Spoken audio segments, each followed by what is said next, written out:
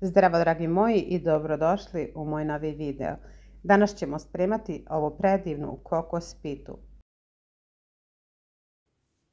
Za aktu će nam biti potrebno 3 čaše šećera, čaše su od 2 deca.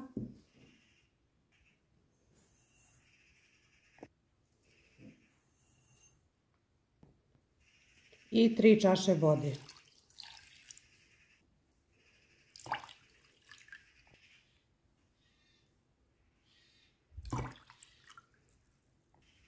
U to dodajemo i jedan vanilin šećer, vi možete naravno i limun po vašoj želji.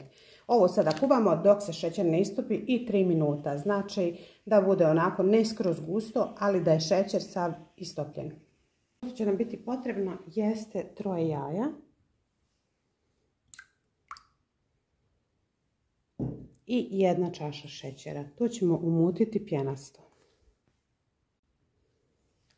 Zatim ćemo dodati 3 deca jogurta,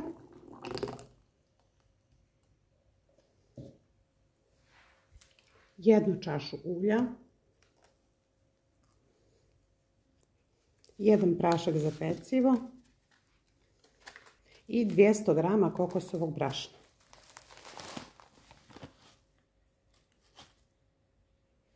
Sjediniti.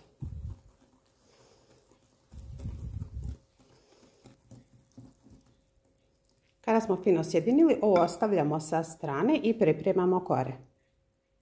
Biće nam potreban 1 paket kora, to je 500 grama.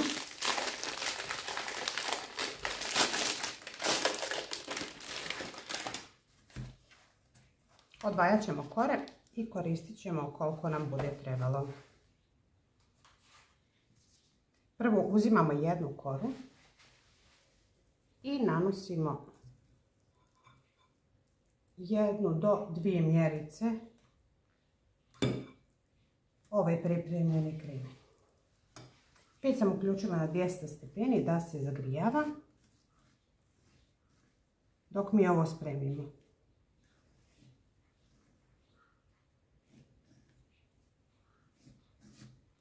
Ako volite kokos, ovo će vas baš oduševiti.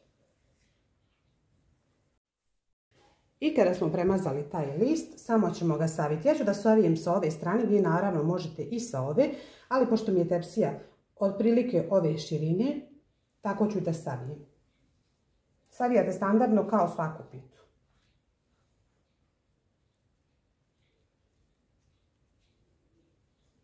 U pleh sam stavila samo ulje ili možete maslac, nije bitno, i slažite štrudlice.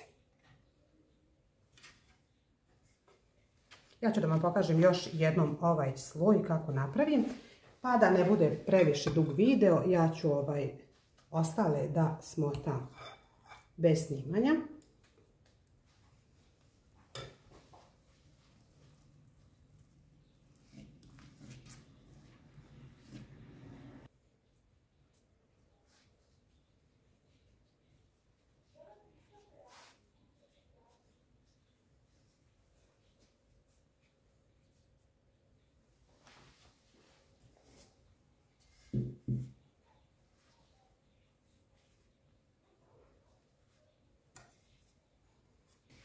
Kada sam sve smotala, sada ću da ih isječem. Vi možete naravno i posle isjeći.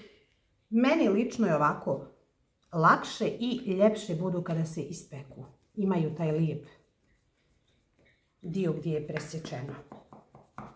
I bude baš ravno. I naravno dužinu koju želite. Ja to radim nekih 5 cm. A vi naravno ako volite da vam budu veće, možete.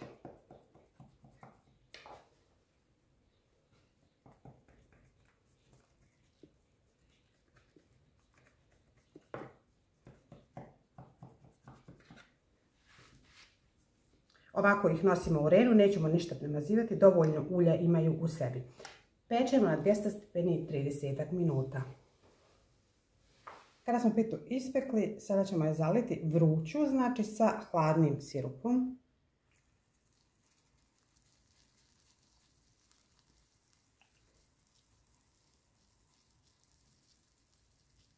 I kada je zalite, ostavite prvo da se ohladi na toplom mjestu.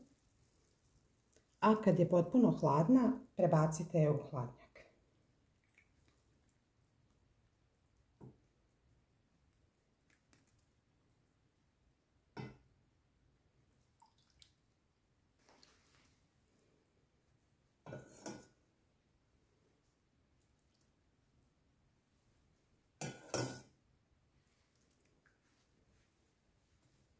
Znači, sirup slobodno izlijte sav.